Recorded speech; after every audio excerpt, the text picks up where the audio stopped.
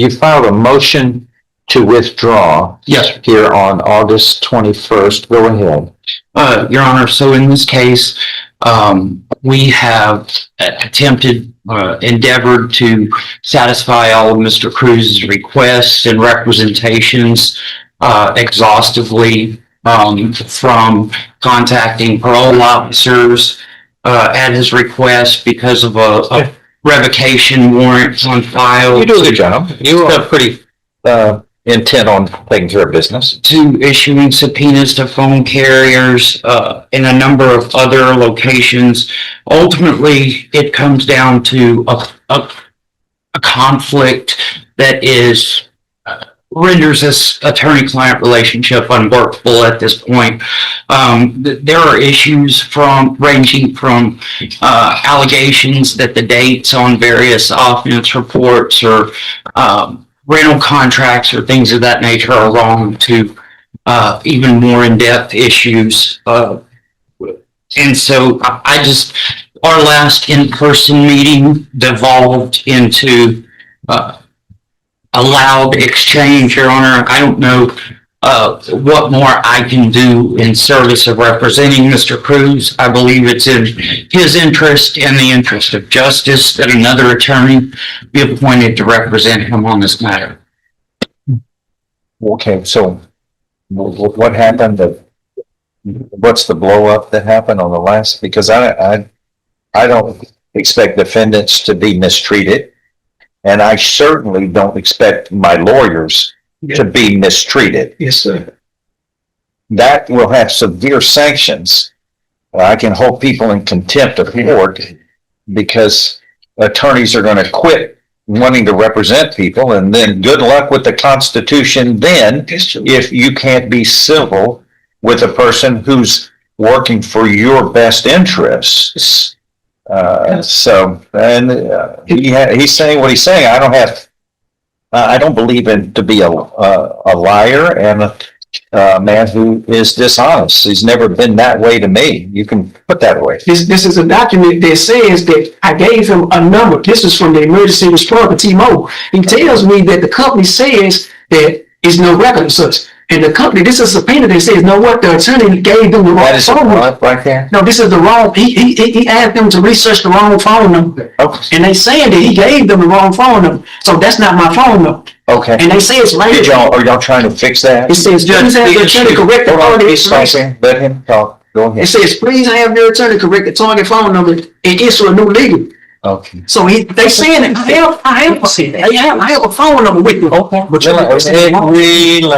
Let me look at this. What's the? This is on August 11th.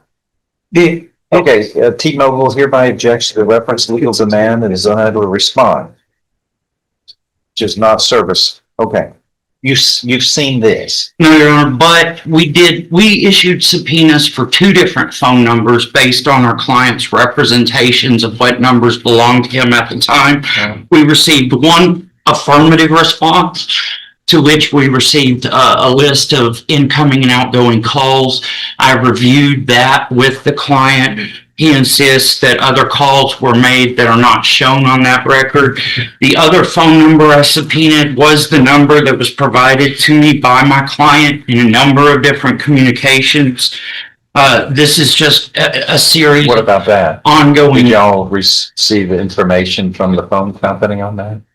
As indicated, Judge, we received one response with records, and we received another response with regard to the other number that he provided, saying that there were no records associated with that number. There are issues regarding the contract that was executed.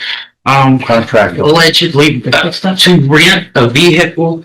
It's just the basis of this charge. Which serves as the basis of this charge. There are issues regarding offense reports submitted by other agencies to the Department of Public Safety, in which the defendant alleges that the reports contain inaccurate information. It's not a workable relationship, Your Honor, and I would just again urge the court to appoint a different lawyer, perhaps who might be able to communicate with this defendant in a way that I seem not to be able to do. Judge Stevens, with all respect, sir, this is what I want. This is what I please. This is what I seriously need. I want him to show you one document from the text dot police, from the text dot division. I was in an accident with Enterprise Run. I was hit in the vehicle.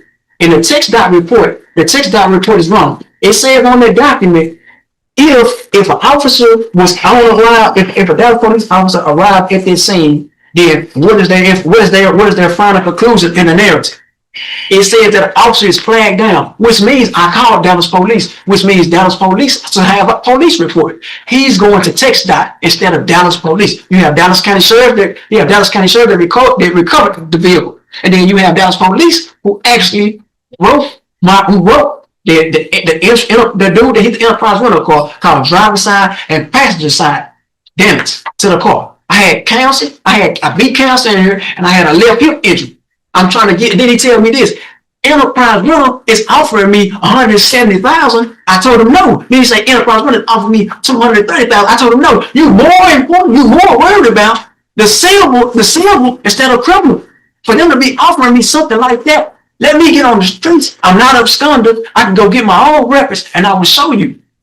That's why I'm asking, can you please let me see that take report so I can present this to Judge Stevens.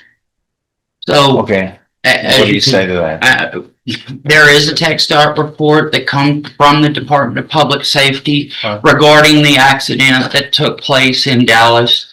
The report date on the report is from August 24th, I believe, of 2023. I believe the state also has a copy of that document. It was submitted with the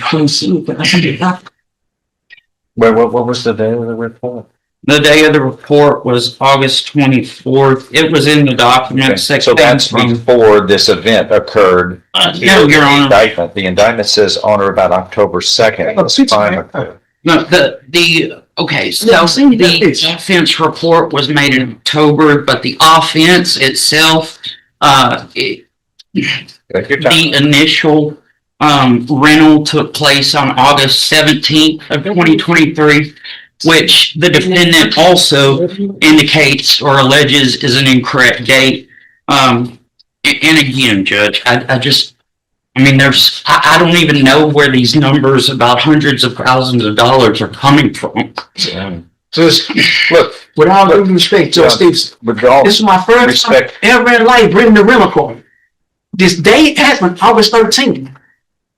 I came back down here. The facts don't have a lot to do with me unless you want to go to me for a trial. You want a jury trial. It's for the jury to decide what the facts are. Right here, what I want is a defendant and the attorney to work together unless you want to represent yourself. That's another issue, Your Honor. Is that right? He alleges that he is entitled to hybrid representation. Judge, this is the offense report. I don't need to see it. Hey, yes.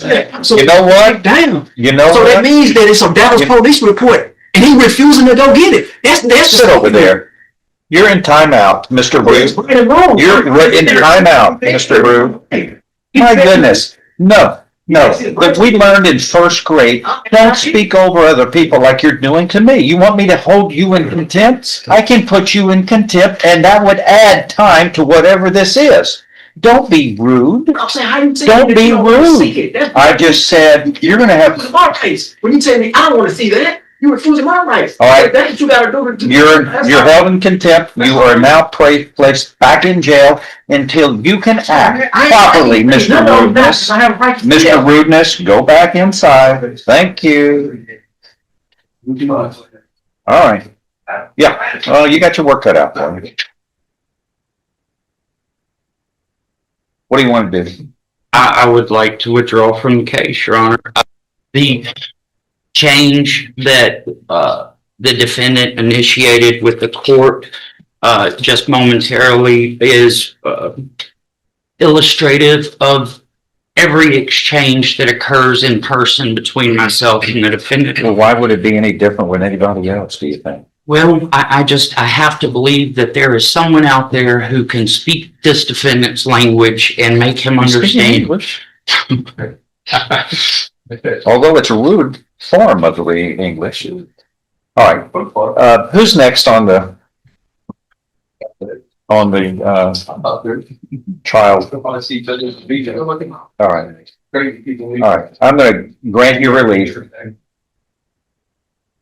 Put you out of your misery. But from time to time, we have obstreperous clients. They're very difficult, but maybe another one, will be,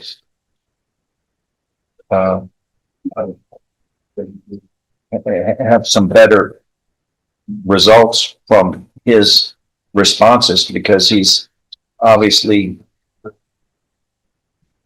angry, and he certainly acts rude, and he certainly wants to control the situation on his terms, which is not the way the rules of evidence and the rules of law work. Everybody gets a fair opportunity to be heard, including him, but he can't overpower everyone else and try to control the proceedings by speaking over everyone and shouting. So hopefully, the next person on the list will be appointed to represent Mr. Cruz, and I allow Mr. Wilkerson relief. He is requesting. Thank you. Excuse. Yes. Okay, I have John West on a bunch of things. The lawyer details multiple attempts to satisfy the client's demands, but the defendant pushes back, challenging evidence, timelines, reports, and phone records. The argument intensifies until the judge intervenes. When the defendant keeps interrupting and disputes the investigation, the judge loses patience, sternly warning him about respect and courtroom procedure. His repeated outbursts earn him a contempt charge and eventual removal from the courtroom. The judge then approves the attorney's motion to withdraw, underscoring the importance of professionalism, restraint, and respect for order. This dramatic exchange serves as a powerful lesson. In court, unchecked emotion can destroy even your strongest defense.